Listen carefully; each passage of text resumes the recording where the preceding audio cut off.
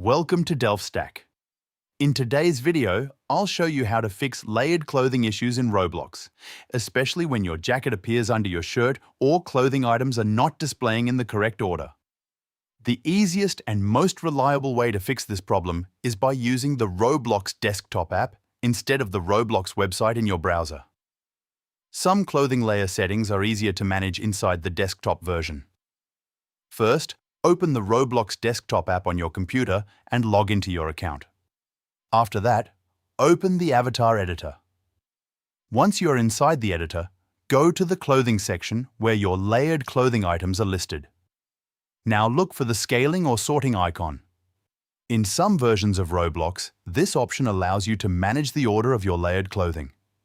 You can drag and drop clothing items to change which layer appears on top. Make sure outer clothing items like jackets, hoodies, or coats are placed above inner clothing items like shirts or t-shirts. This usually fixes most layered clothing problems instantly.